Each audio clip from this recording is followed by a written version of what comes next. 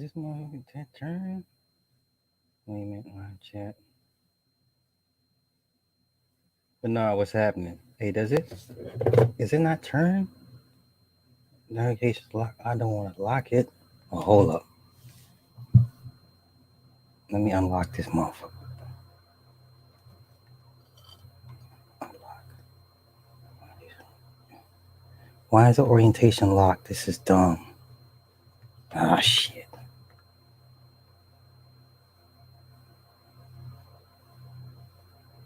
Is good right here, or is it good like right here? Because this is how I initially had it. Go back. Fuck, that's what I figured. That's what I was afraid of. Son of a bitch. All right, hold up.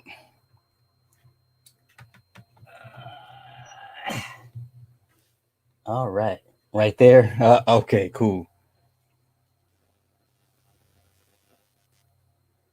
What's happening? Give me a moment. Let me you know.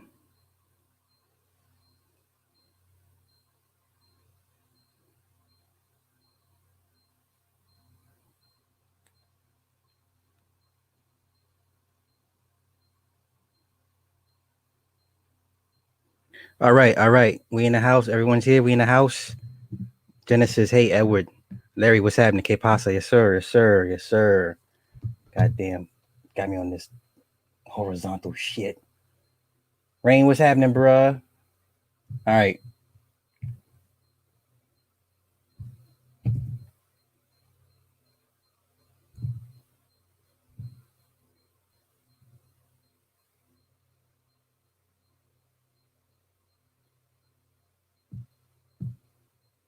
Okay, here we go.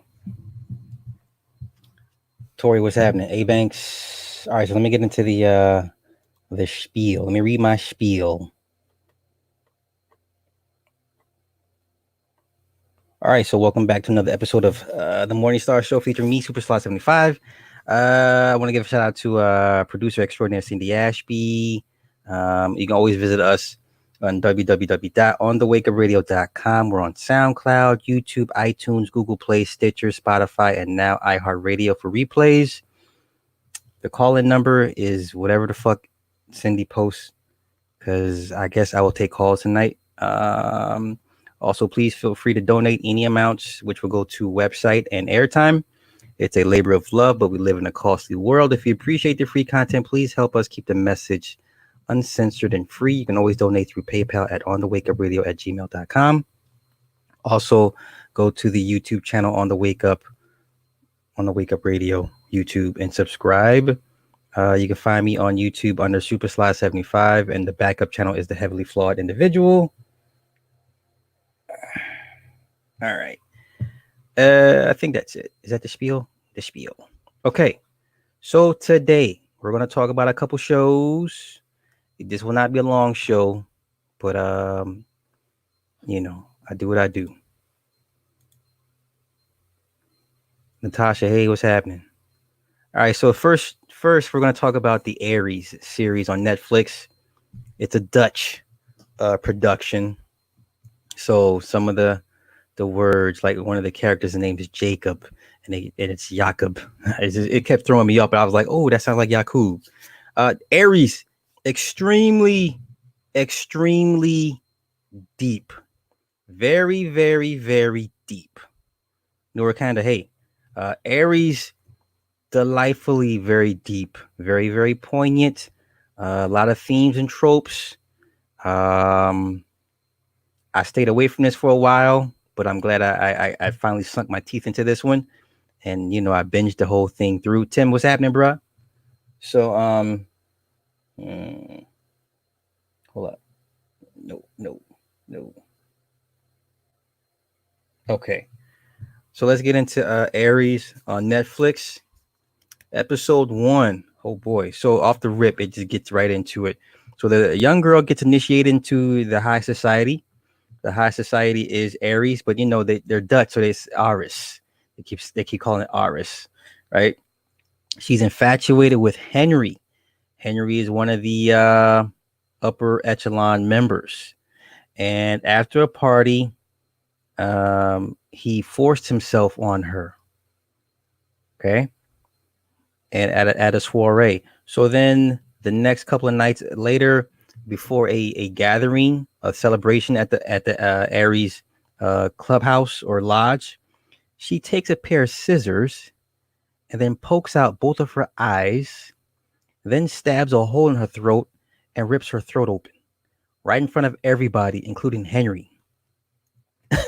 This is the tone that is set early on with Aries. Off the bat, it gets right into it. Jesse Lynn, hey, I see you. Okay, so Riza she's a first year medical student. She's biracial. So once again, we have another movie where the most powerful person will be the biracial chick, just like in Doctor Sleep with Abra. Okay, her dad is black, the mom is white. I'm sorry, Rosa. Rosa lives with her mom or parents. She's her main caretaker because the dad works nights at a hospital. All right. The mom is on antidepressants, and that's where I stopped watching it. That was like 5 minutes in. My wife, y'all. That was 5 minutes into the first damn episode. So you didn't watch nothing, basically. My wife is she's slow like that. Okay, so Rosa has a friend named Jacob. Now we know the significance of the word Jacob. Jacob is the one that wrestled with the angel, broke his hip. Jacob also refers to the Jacob's ladder, which is the spinal column, the 33 degrees. If you watch the movie Jacob's Ladder, I will do a breakdown of Jacob's Ladder later on. It is on my list. But, it's Dutch, so they say Jacob. So Jacob, when you say Jacob, that references to Yakub. For all you Israelites that believed in the big head scientist, Yakub. Okay. um, All right, so she goes out with Jakob. Jakob belongs to Aries. Jakob is a legacy. Jakob's father and brother also belong to Aries or Aris.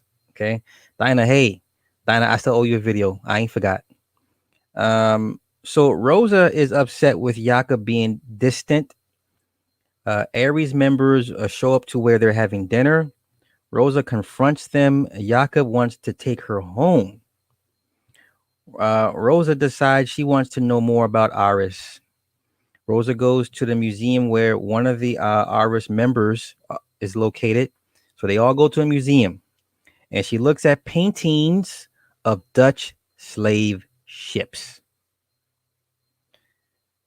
One of the Aris members begins to identify their great grandfathers in the painting. Wow, she said, "I ain't shit." Dinah, I got you, baby. I got you. Listen, Dinah, I'm trying to do you a favor because once I do this video, they're gonna be hounding me like, "Yo, what's your social media profile? Slide, give us the information." I'm trying to save you, woman, because I do the video, you're gonna blow up. Okay, but you want to blow up? I got you. I'm gonna do the video. I promise. All right.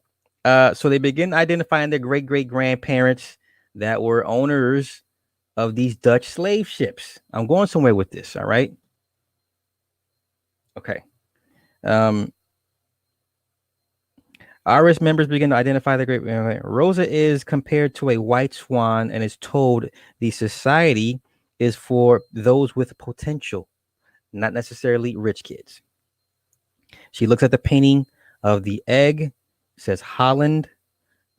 Civilians are protected by the swan from the dark.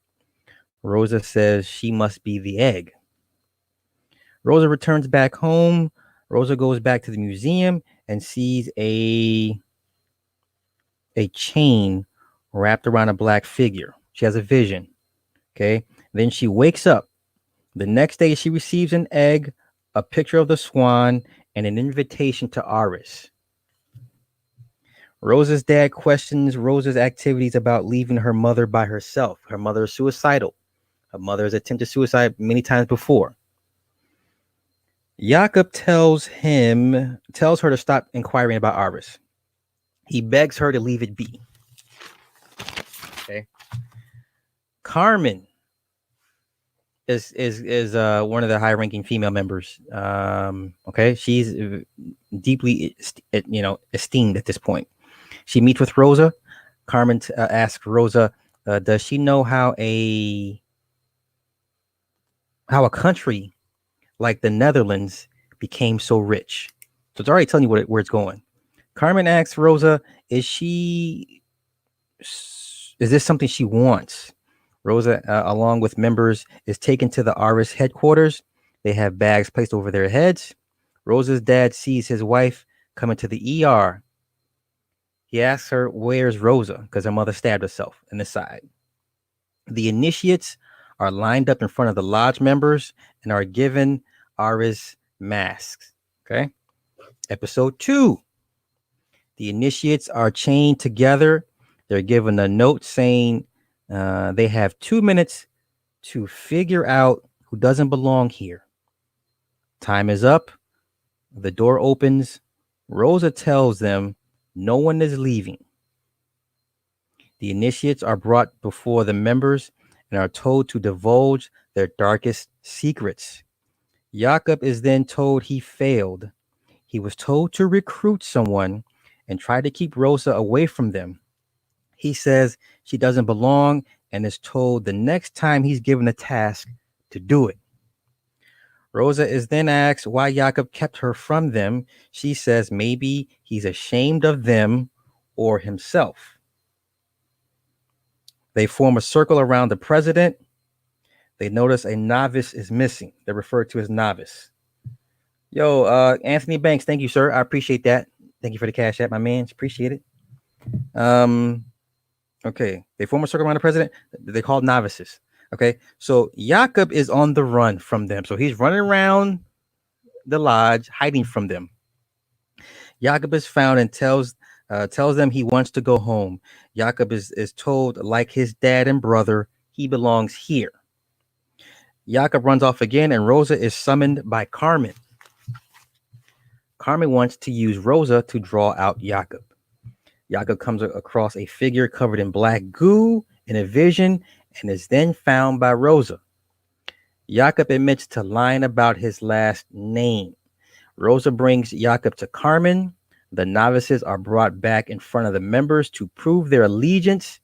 They're each branded with the Aris logo on their right forearm. I'm sorry, on the left forearm. The lights come on and they receive applause and are welcomed into Aris. A phone call is made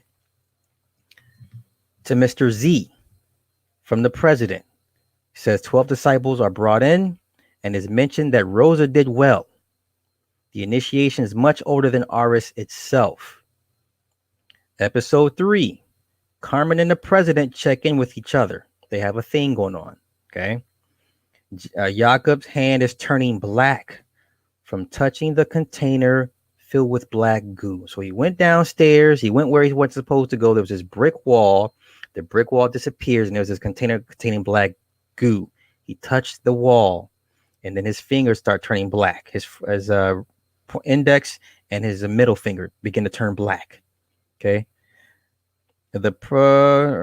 Rosa has 44 missed calls from her father because when they went into the lodge, they had to give up their phones. They were there for roughly 2 days. Jakob is brought in for an inquisition. Carmen takes Rosa to the hospital. The members channel Baal to enter Jacob's consciousness. Rosa's mother attempted suicide again, stabbing herself. Rosa tells Carmen she wants to go home. At the Aris party, Rosa makes herself vomit the food she ate, and her fingers leave a black goo residue on the toilet. Okay. Rosa discovers her neurology professor is a member of Aris. She takes anxiety pills. The president scolds Jakob for showing up at the party. Jakob touches the president's face with his 2 blackened fingers. The president then begins to have visions and begins to weep, seeing someone being killed by a shovel then attacked by a zombie. Carmen gives Rosa a hard drug at the party to take. Jakob is looking for Rosa. Rosa engages in a threesome. Hmm. Rosa discovers the president's dead body. He slit his throat with a broken bottle of a wine glass. Episode 4. Rosa and Jakob go to memorial. Rosa meets Carmen's father, Mr. Z. Oh, hold on.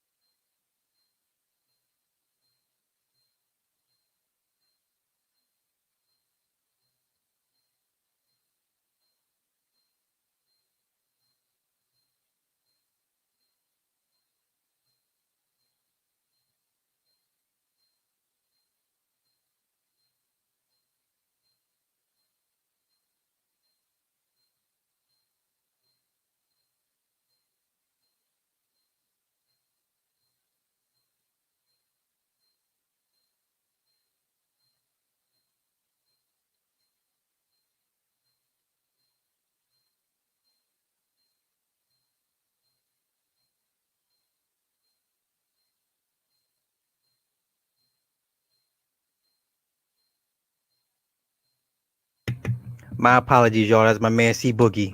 That's right. That's C Boogie. Claw Talk C Boogie. So, sorry about that. So, yes, getting back to, okay, episode 4. Rosa and Jakob go to the memorial service for the president. His name was Host or Yost. Yost. His name was Yost. Okay.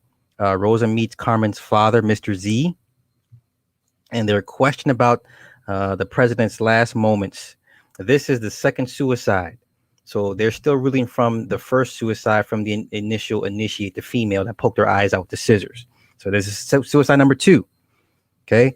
They concoct an accident story to kind of to cover up the whole suicide thing.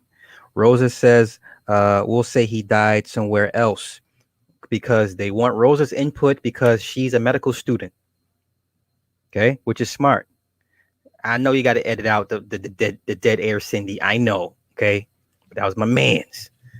Okay, so they want Rosa's medical expertise as to how an accident or because like I said, it can't be a suicide because his parents are pissed.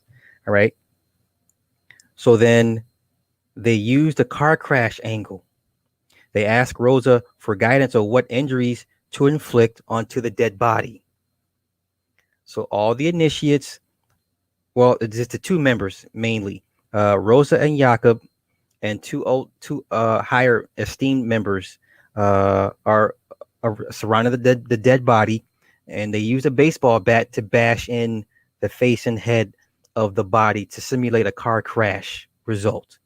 Okay, Yost, the president's mom, wants to know how he died. Rosa steps up and says, tells his mom, along with the vice president, says he was hit by a truck and he died instantly. Later on, Jakob wants Rosa to leave with him to Paris. Jakob pulls a fingernail from one of his blackened fingers. Rosa is told she's getting a promotion for stepping up and covering for them with Yost's parents. Okay. Rosa becomes nauseous and begins to vomit black goo. Carmen tells her to not flush the black goo. They save it. Jakob then shakes the hand of the new president. The new president then has a flashback of him strangling a young woman as proof of his dedication to Aris. He offers his soul to Baal. He vomits up a black egg covered in black goo. It's called the egg of shame. So what they all members must do is as they cross over, they must vomit up or cough up this black egg, the egg of shame. This is what they put all of their sins into. Okay, so the belief of Aris is to become to be a leader of the free world.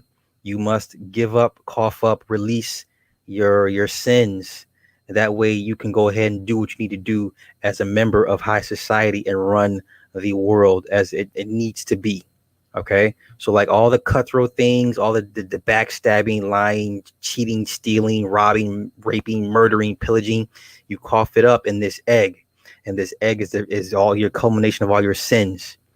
Okay, and it releases you from culpability, so it allows you to go ahead and run society the way it needs to be ran. Okay, all right. Jakob is breaking down a wall that houses the container that houses the black goo. Now we're on to episode 5. Flashback, Mr. Z throws up a black egg in front of an old woman in chains, chained to a chair. Carmen and Rosa collect Rosa's bile and pour it into a container, drain that back at Aris. So when she threw up in the bath in the toilet, they collected it and they went back to the Aris headquarters and poured it down a hole. Okay. Carmen then asks Rosa, before she got sick, did she feel guilty? Carmen gives Rosa a pot container for a future offering. In case she did, coughs up an egg, she would put the egg in that container. Arnold, the new president, Arnold, continues to have flashbacks of him strangling the woman. Arnold then begins to apologize to Rosa profusely. Then he has a psychic episode and keeps seeing the woman he strangled. Hester, oh no, Arnold. His name's Arnold or Hester. Shit, whatever. The guy, the new president, puts his head in a noose and apologizes to the dead woman, then hangs himself while Jakob watches from another room. Rosa is then invited into a brain surgery by her professor. The patient is playing a violin during his brain surgery. So they're playing with his brain and he's actually playing a violin. Rosa and Jakob talk. He tells her she has no idea and look at what they're doing to you and what they're turning you into. Jakob says he's going to change Aris forever and tells her to go home. Jakob goes back to finish breaking down the wall. She tells her professor about Jakob's change. Here's the crazy part. The doctor calls Mr. Z to tell him about Jakob in a voicemail. Jakob then sneaks up behind the professor and touches her forehead. So are you seeing the correlation between the black goo when Jakob touches anybody and the suicide? Okay, are you catching that? Rosa is about to perform her first autopsy. Fleur is another member of Aris. She's a fellow initiate. She's in her initiate class. Fleur shows up. Rosa took Fleur's internship given to her by Arnold, the former president, before he killed himself. So Fleur automatically doesn't like Rosa. Okay, Fleur and Arnold are brother and sister. Rosa's stomach begins to cramp up right before the autopsy. Rosa makes an incision on the corpse's leg, but it begins to bleed because the body hasn't been drained. Her autopsy is being shown on the big screen. The corpse's hand then grabs Rosa's hand with the scalpel and begins to stab itself multiple times in the stomach. The cover comes off, revealing it's Rosa's professor, Dr. Hester. All the while, Dr. Hester is looking at Rosa while she's making Rosa stab herself in the stomach. Then Dr. Hester slashes the carotid artery in her neck, then bleeds out in front of a horrified Rosa. Holy shit. Episode 6. Rosa is shaken to the core. Mr. Z watches the last moments of Dr. Hester placing herself on the autopsy table. They blame her death on a psychotic episode. Rosa is told her doctor's cover story. Okay. Fleur and Rosa discover Arnold's hanging body. Rosa goes back home. Her father shows up. He says she doesn't look well. He tells her she's not allowed to see her mother. Rosa has a vision of a chained person covered in goo. She runs away from it, but the figure begins to walk after her. Suddenly, it's morning, and the figure is gone. Carmen visits Rosa. They go to the hospital to visit Rosa's mom. Her mom has drawings of a black egg on her wall. Carmen introduces herself and says her last name of Soderbergh. Rosa's mom and Carmen's dad have past dealings. Rosa's mom tells Rosa not to go back. They've trapped something there. It takes everything from you. It eats you alive. It drives you mad. Rosa's mom then shows her Aris brand on her arm. Carmen and Rosa leave. Her mom is dragged back to her hospital room. After they leave, Rosa's dad walks in and he's crying. Carmen tells Rosa that her mom and Carmen's dad, Mr. Z, were once engaged. Carmen's dad told Carmen to recruit Rosa. Carmen tells Rosa Bael is not real. Bael is a cover story that they tell the members. Okay? Episode 7. Mr. Z is speaking with the old lady behind a glass wall. She tells him to make Rosa the new Aris president. Rosa goes back to Aris to look for Jakob. Rosa goes down to the basement and finds the hole Jacob created. or Jakob. Jakob says it called him, asked him for help, says he's going to free it. Baal. Rosa tells him we're going home. Jakob then touches Rosa's face. The figure then appears behind Jakob in his mind. Okay.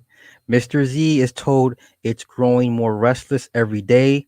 Carmen tells her father she will not be passed by a novice because Carmen knows they want to promote Rosa to the president. Okay. Back at the lodge, Fleur blames Rosa for her brother's suicide. Carmen is given her final task. If she passes this task, she becomes the new president of Aris. She'll be the first. She'll be the first female president. She must kill an infant child by turning off its incubator. Carmen can't do it. Her father then takes the remote from Carmen and turns the incubator off anyway. Jeez. Carmen is then tied up, and the other, and oh, okay. Carmen is then tied up, and the others force her. Not Carmen. I'm sorry, Rosa. Rosa is tied up, and the others force her to cough up an egg. She doesn't cough it up. Flora then attacks Rosa with the branding iron. Rosa begins to bash her head against the floor, then begins to punch her in the face repeatedly. Jakob begs her to stop. She then coughs up the black goo into Flora's face in front of Mr. Z and the others. Jakob is then taken into custody. The old lady then gets up off of her bed. All right, here we go. Episode 8, final episode. Jakob tells Carmen she must do what is right. Mr. Z questions Rosa if she herself knew Jakob was responsible for the events regarding the suicides. Mr. Z tells Rosa her mom was an extraordinary woman. He blames her father for making her mother leave Aris. He says he doesn't believe in her and never has taken her ambition seriously.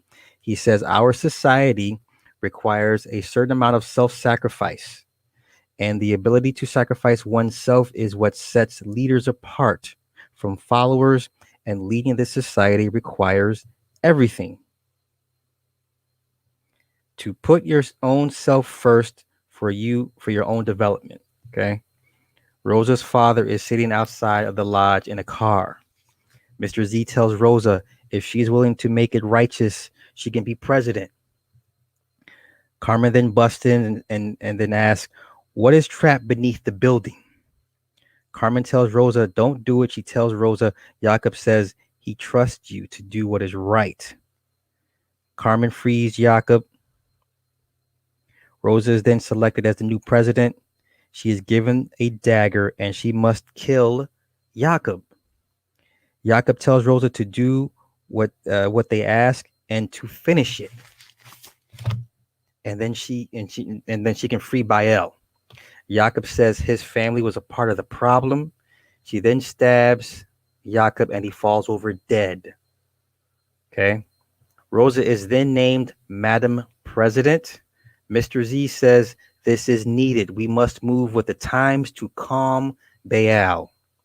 Rosa is then led to the cauldron downstairs containing the black goo. Rosa demands to see Baal. Carmen runs into Rosa's father outside of the lodge.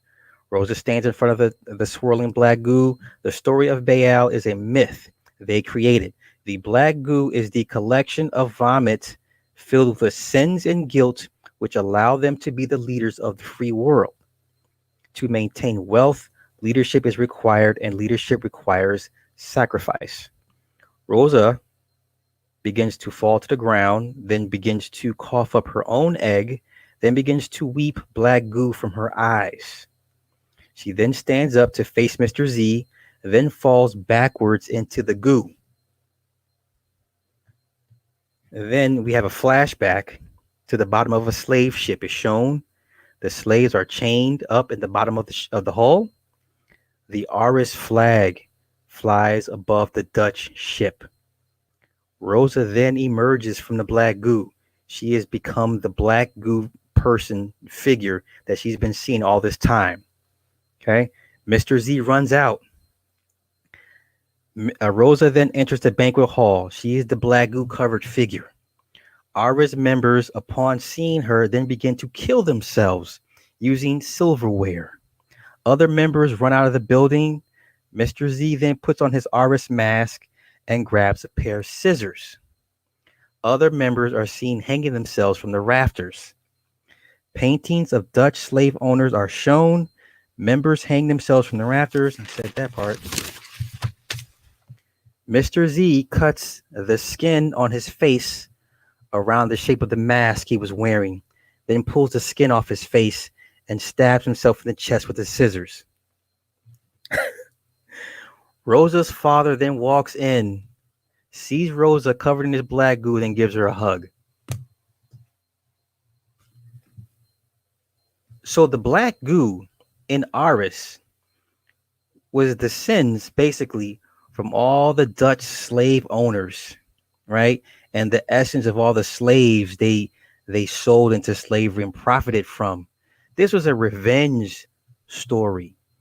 So the slaves basically, through the black goo, got their revenge through the biracial girl to kill off the last bloodlines of the Dutch slave ship owner masters. This is crazy. This is a crazy, crazy series. I liked it though. It was deep. I liked it. that was Aries or Aris on Netflix. That was a great little a little shindig. I enjoyed that. I watched it from the beginning all the way straight through. And the good thing was it's only half an hour episode. So that it flowed really, really quick. I was really, really happy. It was half an hour episodes. All right, so that was Aris. All right, let's get into our second movie of the night. Second movie of the night is, I was supposed to do this last weekend. Phantasm, 1979. Wait a minute, hold up. Okay. All right, Phantasm, 1979. Now, mind you, the only Phantasm movie I've ever seen was the sequel, Phantasm 2. That was my first Phantasm movie. This is my first time actually watching the first original Phantasm. So let's get into it, shall we? All right. The tall man is from another dimension that steals the bodies from graveyards to take back as slaves to his dimension. The tall man. Oh shit. If you watch the second Phantasm, it's played by Angus McGrim. Angus McGrim is like 6'4", but they purposely make him wear short suits and short jackets and make him appear taller. There's the urban legend of the tall man, the slender man that steals children. So that's kind of weird. They play off that urban legend with this one.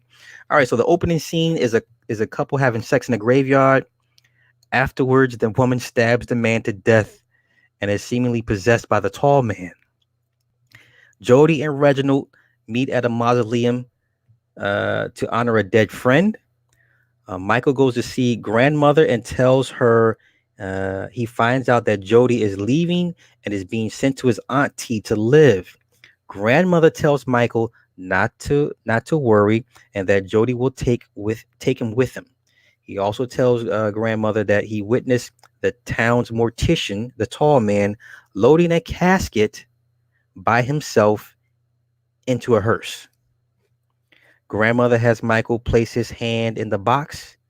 The box traps his hand, and grandmother tells Michael not to fear as he struggles to pull his hand out of the box. As his fear subsides, he's able to remove his hand from the box. Michael is then told that fear is the killer. Jody and Reginald play a song on their guitars. Reginald then pulls out a tuning fork. Tuning fork is going to be key. Okay. The young blonde that assists grandmother goes to the mausoleum, is then heard screaming after she opens the door. Jody then comes across the blonde from the opening scene. She takes him to the graveyard to have sex. They're followed by Michael. Michael, watching Jody and the blonde, hear a creature in the distance and then runs away screaming through the graveyard. Jody catches up to Michael. Michael tells Jody he saw something. Jody sends Michael home, then returns to find the blonde missing. Michael has a vision of the tall man and his dwarves. The next day, Michael sees the tall man, and the tall man stares at him. Okay, if you know the phantasm, he always says, "Boy." that's all he that's all he says in the movie. He's like, "Boy." All right. So later that night, while working on Jody's car, Michael hears one of the dwarves and becomes pinned underneath the car and is then rescued by a patron. Later that night, Michael returns to the graveyard and breaks into the mortuary. Michael then encounters a sphere. This sphere is probably the most famous thing of this sphere. It's a flying sphere, okay? And it has prongs and it has a drill. The sphere contains shrunken brains of dead people. He shrinks. What the tall man does, he takes the brains, he shrinks them, he puts them into these spheres. The tall man can control the spheres telepathically. Okay, that's what they are. There's a gold sphere. There's a silver sphere. Um, they're susceptible to gunshots and certain frequencies. All right. So these are things I didn't even know about this shit as I was doing the backstory to this stuff. Okay. All right. So then Michael then encounters a sphere and is captured by a lurker. A lurker is like a zombie.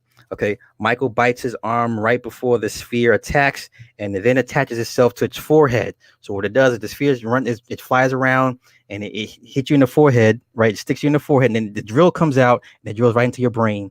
Right? As it's drilling into the brain, the blood squirts out the back end of the sphere. It's probably the most one of the like you see these scenes, you don't forget the phantasm scenes with the sphere when it attacks people. Okay. Um, Michael is then chased by the tall man and slams his hand into the door, then cuts off his fingers, and yellow blood squirts out. He takes one of the fingers as he escapes back while being chased by a dwarf. Michael shows Jody one of the tall man's fingers. He tells Jody he witnessed the tall man carry Tommy's casket by himself into the hearse. The tall man's finger then turns into a giant fly and attacks Michael. Jody then flushes it down the garbage disposal. Reginald comes over and the fly escapes from the disposal, and then Michael beats it to a pulp. Jody gives Michael a shotgun and tells him to stay home while Michael and Jody go to the Michael and Reggie go to the mortuary. Michael is then attacked by a dwarf and then shoots the dwarf 3 times before escaping and is then nearly ran over by a hearse. Michael picks up Jody and is then pursued by the hearse. Jody shoots at the hearse, causing it to crash into a tree. They discover a dead dwarf. The dwarf was Tommy, their dead friend. They went to go visit at the mausoleum. Jody calls Reginald. Michael concludes the dead bodies are being turned into dwarves and lurkers. Reginald takes Michael to Sally's. At Sally's, Michael fires an old black and white photo of the tall man. On the way back, Reginald is attacked by a dwarf. Jody has a vision of the tall man. Michael has Sally taken back to Jody. They discover Reggie's truck overturned. Michael and Sally and Susie are then attacked by dwarves, and Michael is thrown out of the car while the dwarves drive away with Sally and Susie. Michael runs back home to Jody. Jody locks Michael into a room. Jody heads back to the mortuary. Michael breaks out of his room and then is taken captive by the tall man. Michael then shoots his way out of the hearse. Back at the mausoleum, Jody opens the door that opens their dad's casket to find it empty. Jody and Michael reunite. They battle a sphere. Jody then shoots down the sphere with a shotgun. Okay. Reginald then finds Michael and Jody, and they discover interdimensional portals in the White Room. Michael remembers what grandmother told him and enters one of the portals. The dwarves were being used for slaves that have been compacted to dwarf size. due to the gravitational pull and the heat of their planet. Okay, so the tall man takes the dead bodies, compacts, shrinks them down to dwarf size to go back to their dimension. Okay, because it's heavy gravity and a lot of heat. Okay, the white room is a giant tuning fork. Reginald discovers how to interrupt the signal and releases the blonde woman from her earlier spell temporarily. Reggie comes across the blonde woman and she then stabs him. Then it shows a tall man standing over him as Reggie lays dying. The entire mortuary disappears from the into the portal. Okay. Jody comes up with a plan to lure the tall man into a mining shaft. Jody goes to set up at the mining shaft, leaving Michael at the house alone. The tall man shows up to kill Michael. This is when he walks in and Reggie or Michael sees him. He's like, "Boy." That's the only thing he says in this movie. Michael faces down the blonde that stabbed Reggie. Michael then lures the tall man to the mines while being chased by the tall man. He falls into the shaft and then is covered by boulders. The next night, Michael wakes up and tells Reggie the rocks won't hold him. Reggie tells Mike he had a bad dream and that Jody died in a car accident. Mike then goes upstairs to pack, and the tall man is in his mirror and yells, "Boy!" And Michael is then snatched through the mirror. Dun dun dun. That was the first Phantasm. This was my first time actually watching the first one. I've seen the second one forever and a day. Because at the end of the second one, it was Reggie, Michael, right? And the girlfriend. And the girl is twirling her hair because they thought they won. And she pulls out her scalp and then attacks Reggie, right? And then Reggie, turns to the back of the hearse. He's all bloodied and fucked up and shit. And then Michael and his girlfriend are like, "Oh, what the fuck?" And they drive off, and you can hear the tall man laughing. That was how the second one ended. I remember the second one like it was yesterday. This is my first time watching the first one. All right. Okay, what we in? Oh, this is gonna be a short show tonight. Short show. All right. I was gonna do the Black Hole, the Disney movie, but I didn't finish in time. So instead of 4 movies, we got 3. So the next go round, definitely I will finish up the Black Hole, classic Disney movie, one of Disney's darkest movies ever made. All right, so let me get into the last movie of the night is Runaway. Runaway, 1984, Tom Selleck. So for everybody that want to talk about AI and robots, you talk about iRobot. This is the movie that pretty much kicked all that shit off. This is like a sleeper hit. This movie bombed at the box office. This is when Tom Selleck was like, if you watch Magnum PI, all my old heads, hell, if you watch Blue Bloods now, Tom Selleck, this is the guy. Okay. Gene Simmons is in this. Gene Simmons from Kiss, he's in this as well. So once again, I do apologize for Black Hole, guys. I will finish Black Hole tomorrow, and like I said, the next weekend we'll go over the Black Hole. That's a great flick, by the way. All right, so let's get into it. Sergeant Ramsey, he works the Runaway division of LAPD. He gets a new partner by the name of Thompson on his way to deal with an out-of-control pest control robot unit. The unit is running a zigzag course and has injured a worker. Ramsey's new partner Thompson begins to give chase. The unit has no armament. They catch it and it self-destructs. Ramsey has vertigo. Previously, he was chasing a suspect into a high-rise building, but vertigo prevented him from catching the perpetrator. The perpetrator later went on to kill 6 people. So he quit that division and went into the Runaway division. Okay. Ramsey and Thompson. They get a 709 call. A 709 call means a robot has killed somebody. Okay. The Model 912 killed a mother and a sister with a butcher knife and is holding a 10-month-old baby hostage. This is a crazy movie, yo. The 912 model is a house unit with audio sensory. It cooks, it does all domestic. It's a domestic unit. They send in a floater. Okay, it's called a floater, but we know it as a drone. Okay, so all the drone shit you see right now, 1984. I mean, it's a triangle shape. It's got fans. So they send in the floater. Okay, to survey the inside of the house. The 912 shoots it down with a 357 Magnum. Jack Ramsey decides to go in to counterbalance the audio sensory unit.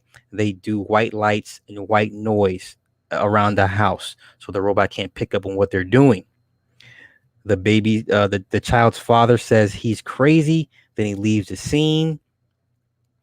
The robot can read electromagnetic frequencies, right? So Ramsey puts on an electromagnetic scatter suit armed with a laser and a bulletproof vest. Okay.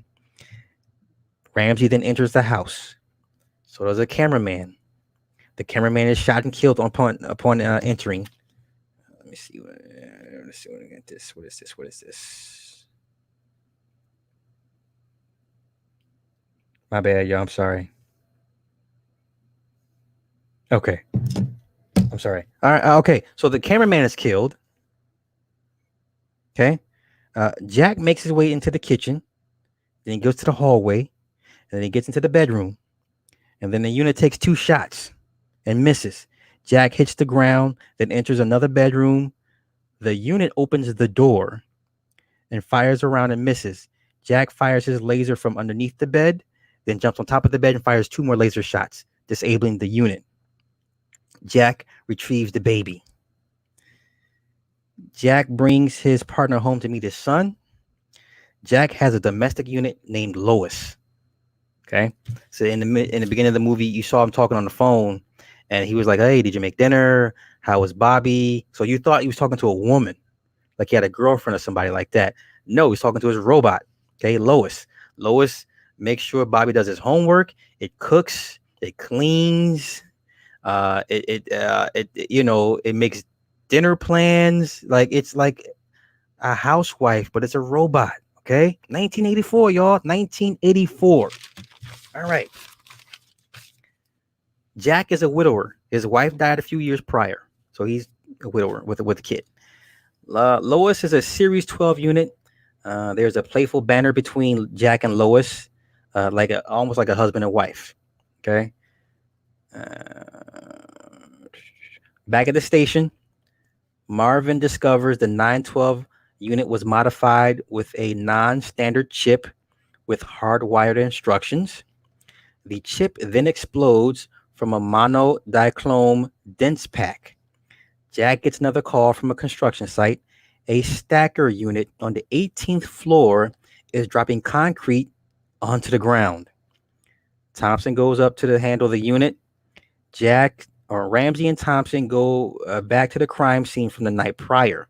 They go through the video messages. One of the husband's co-workers says he's worried about a current project and wants to meet up. Then they see a video message from Luther, disguised as an Acme Auto Repairs. He's shown up to work on the 912 unit, but the message had been partially erased. Dr. Luther is approving his next set of chips. He wants to sell them to the mafia, foreign entities, terrorists. Harry demands his money, but is withholding the templates. Harry wants to be paid, so Luther disappears, leaving a suitcase full of fake money, and then is attacked by a robotic spider. Now, all my old heads, if you don't remember anything from this movie, you remember the spiders. Okay, the robotic spiders in this movie. So the spider shows up, it jumps onto Harry, sticks him in the neck, and then explodes. Okay. Ramsey and Thompson then go to Johnson's apartment. He accidentally shoots at them. He's taken in for questioning. Johnson tells them he can't go outside. As Johnson is being put into the cop car, Johnson sees Luther and begins to run. Luther begins a slow pursuit. As Ramsey catches up to Johnson, Luther fires a projectile bullet. a smart bullet that maneuvers around corners.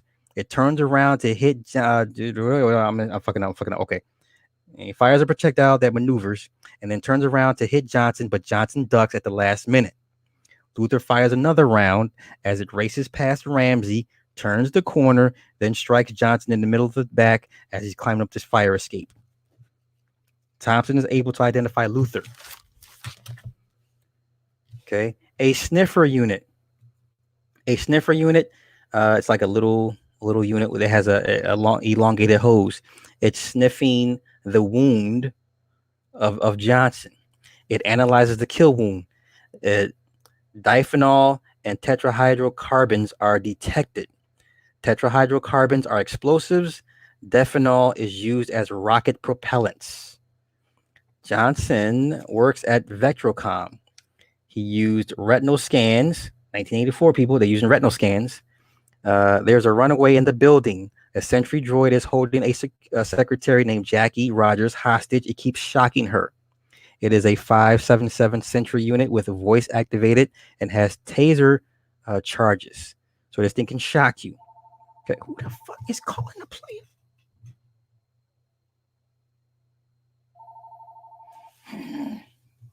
Okay, so then Jack engages the unit. He's shocked in the shoulder and knocked over the desk. The unit has upped its voltage to stun. Jack then takes off his jacket to cover the unit, then bashes the unit over its frame with a chair. He destroys it. As Jackie tries to walk away, she drops the chips from the vault. The chips are what Luther initially wants. Jackie says Luther threatened to kill her and tells them he's at the Ritz Hotel. This is where it gets good. They go to the room to apprehend Luther. There's a whole bunch of cops. They all surround the room and shit, okay? Jack enters the room to find an escort. The adjacent room, Thompson walks in and there finds Luther with two guys to buy the chips. One guy is a solid state expert, and the other one deals with technology of some sort. I forgot the backstory of that guy. So then Ramsey walks in. So Luther, what he does is he blinks 2 times at the drone at the top of on the ceiling. The drone comes down. It fires smoke, so no one can see anything. Luther grabs his gun, shoots the 2 guys, then shoots Thompson in the arm, and then grabs the hooker hostage and shoots his way out of the hotel room, killing 2 cops. Okay. Ramsey gives chase, then develops vertigo in the stairwell.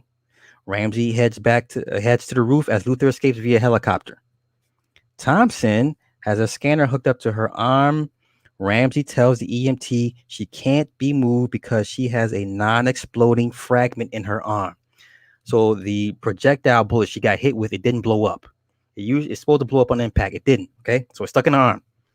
Ramsey decides to go in to disarm the bullet and remove it from her arm instead of the disarming unit. So they have robots for everything. They're bringing in a robot to disarm it, to take it out her arm. They have robots for everything in this movie. Everything. Okay.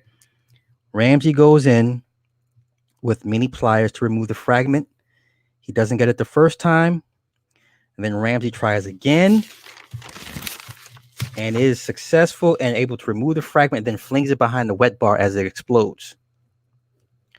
Jack invites Thompson to dinner. She likes him, but he's oblivious, so she says, forget it. Okay. Marvin dissects one of the Luther's bullets. The back half is a solid propellant. There's valves for direction, and it's all electronic. And then Marvin lights a cigarette, and the bullet senses the heat. So it has heat-seeking capabilities. They discover it's a heat seeker and can be programmed to a person's specific heat pattern. It is a smart bullet. Okay. The chips override all CPU instructions. Charles Luther's backstory is he's an armed robber. He has mob connections. He's a rich kid with money. The chief orders Ramsey to talk to a psychic to get a reading from Luther's bullet. Linda, the psychic, she says they were brothers in the past life. Marvin says the chips have templates. Luther calls Ramsey at the station. He's hacked into their closed circuit monitors. He wants his girlfriend released. Ramsey interrogates Jack. Jackie. I'm sorry. He puts her in a witness protection. They go through a debug scanner. Jackie goes through the debug scanner and has 4 tracking bugs on her in her blouse, her bra, her skirt, and heels. She has whip marks on her back from abuse from Luther. Ramsey asks Jackie, "Where's the template?" She says, "What templates?" They take 2 squad cars to the safe house. Luther is following them via helicopter. So the Jack and Ramsey and Jackie are in the back of one car being driven by a robot. And then Thompson is in another car, shadowing. Okay. They're also being followed by 2 goons in the car behind them. Jack activates the internal screens and a grid shows up on the windows. There's no electronic threats. Also, the car is being driven by a robot. Okay, so then the goons release the remote control drones, the high speed drones that like high RC remote control cars, right? Throw them on the highway, and they're speeding towards the car. So then the system picks up on the drones, and the laser pops out of Thompson's car and shoots the drones. So as they're driving and weaving through the traffic, they keep releasing drones, and the laser on Thompson's car keeps shooting them down. Okay, but there's too many drones for them. Okay, so as the drone gets closer, a laser cannon activates from Thompson's car, destroys the first drone. The laser destroys a second target and a third target. Ramsey and Jackie jump into Thompson's car while speeding down the highway. There are 6 drones locked onto their car. Ramsey throws out Jackie's purse and gives the templates to Ramsey. They go to a sushi bar prepared by a robot. Luther has Thompson hostage. Jackie gives Ramsey half of the templates right before Luther and Ramsey do the hostage exchange. Luther then stabs Jackie in the back of the neck and dumps her body into the restaurant pool. Luther then fires 2 smart bullets at Ramsey but misses. Ramsey and Thompson lose Luther in a chase. LAPD believes they have Luther cornered in a hospital bathroom, but Luther ditches the tracking device on a piece of toilet paper. Luther hid one of his mechanical spiders in the bathroom. It then attacks a female officer. It injects acid into her neck, then explodes on her, killing her and another cop. Luther, then wearing a cop uniform, goes into the station to get info on Ramsey. He learns Ramsey has a son. Thompson discovers Luther was at his computer. Ramsey races home to look for Bobby, but he's too late. He's not there, and Lois has been partially destroyed. Lois is able to tell Ramsey a man forced Bobby with him. Luther calls Ramsey at home to exchange the other templates for Bobby's safe passage. Thompson promises not to follow and not to call anybody. Thompson is able to restore Lois before she explodes to find out where the exchange is happening. It's happening at the high-rise building where the stacker unit went haywire earlier in the movie. Okay, Ramsey goes to the high-rise. It's crawling with mechanical spiders. Ramsey takes the elevator to the top floor. Shit. Luther sends Ramsey. Luther sends Bobby to Ramsey. Ramsey then sends Bobby to the elevator. Luther says he can't have any witnesses. The spiders are programmed to kill the first person to come down the elevator. Ramsey tells Bobby to push the buttons to stop the elevator. The buttons don't work, courtesy of Luther. Thompson then runs in to prevent Bobby from stepping off the elevator. So that the spiders will let you go in, they won't let you come out. Okay? So then Luther fires 2 smart bullets at Ramsey, but Ramsey releases a steam valve to cause the missiles to miss. Ramsey then hops back into the elevator and goes to the very top floor. Ramsey is fighting with his vertical. The buttons have to be reset. Ramsey is then approached by 3 mechanical spiders. 2 of the spiders then jump onto the side of the cage and shoot acid into Ramsey's both sides of his face. That was painful to watch. The 3rd mechanical spider jumps at Ramsey. Ramsey takes off his coat and catches the spider and then throws it off the elevator as it explodes. And then Ramsey walks outside of the cage underneath the elevator as one tricks one spider to jump off The third spider, he pulls an electrical cable and then shocks the spider, and then it also explodes. So then Ramsey's able to reset the elevator, get back on, and go back down. Okay. As it stops, Luther stands over him, and Ramsey then hits the descent button, knocking Luther off balance. Then the elevator stops abruptly, forcing Luther to fall onto the pavement into the center of the program's spiders. The spiders immediately attack and inject Luther with acid. Ramsey is then reunited with Bobby and Thompson as they head back down to ground level. The spiders then explode over Luther's body. Ramsey and Thompson then decide to have dinner and they share a kiss. End scene. That was Runaway 1984.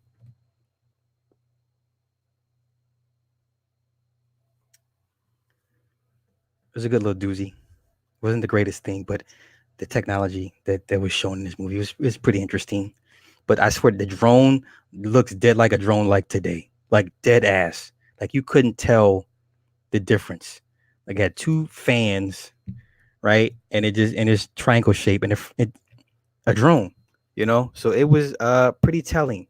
Um yeah, so that was it. I know it was a short show, guys. I'm sorry, but hey, next week for real, Black Hole. I'm gonna finish Black Hole tomorrow, and then whatever others I got on my list. I know what I'm gonna do. I'm gonna redo Cat People. Now I normally I don't do redos, but I'm gonna redo Cat People. I think I might redo Wolfen because I have not a lot of new subs now, and some of these movies I talked briefly in a live stream like many moons ago, but I really didn't get down and it really didn't break it down like it needs to be. So I think I'm gonna do Black Hole for sure. I'm gonna do I'm gonna do Cat People. That's a classic film. If you don't know about Cat People, I don't know what to tell you. I may end up redoing Wolfen again. So who knows? Um, the wife says it's painful to watch. Yet had no problem watching it without any disruption. Woman, it's just my job. It's what I do. It's what I do. So, with that being said, I think I'm going to end this. Howling, yeah, the Howling. Yeah, that's on my list too. The Howling. I listen. My movie list is at least 40 deep. It's at least 40 deep. So if there's a movie you're looking for, who the hell is this calling me? Edward, I know this was your ass. Lord have mercy. What's up, big dog? Hey, what's up, Fly? You doing, man? I'm good. What's on your mind tonight? Hey, I just able to do Brightburn formula, man. The ultra anti-crazy female statin formula.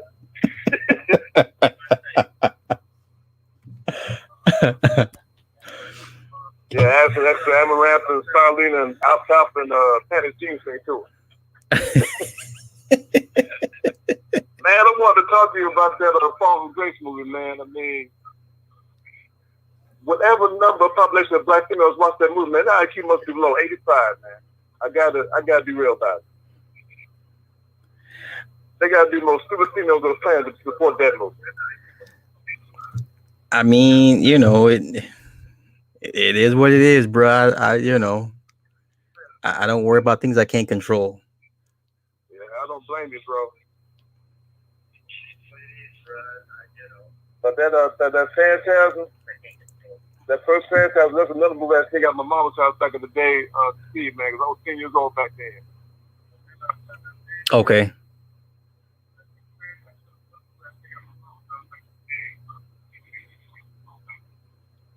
Yeah, man.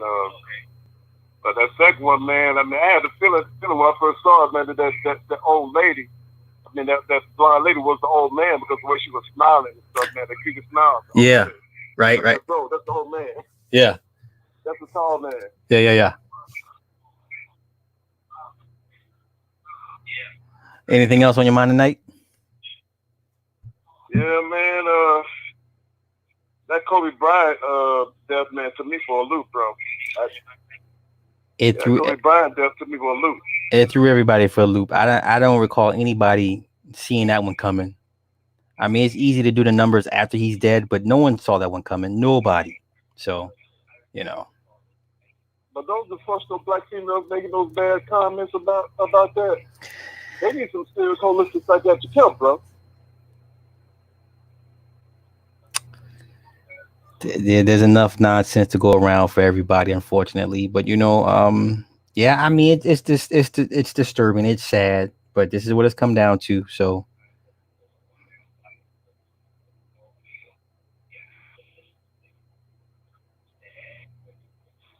anything else on your mind? Yeah, man, you need to do a new review of Wolf and the Cat People, man. Because I grew up watching those shows. Yeah. Those Yeah. are tight. Don't worry. I'm a break it the fuck down because Cat People is it's a really deep movie. So yeah, I'm gonna get into it. I got you next week for sure. Because you know what Cat People is based on, man? It's based on the ancient Olmec man jaguar station ritual. Right. That is true. All right. Well, let me make room for another caller. So I appreciate you calling in, Edward. All right, peace, right? Yes, sir.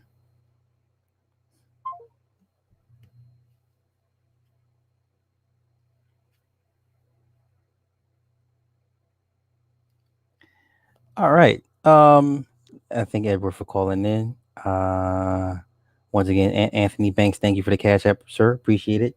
I'm gonna get up out of here, and I wish everybody a good night. But next week, I promise we're gonna get in a lot of good shit I got lined up for next week's movies. I just gotta buckle down and get it done. So, with that being said, thank you all for joining me tonight. Enjoy the rest of y'all week and y'all have a good night. Peace.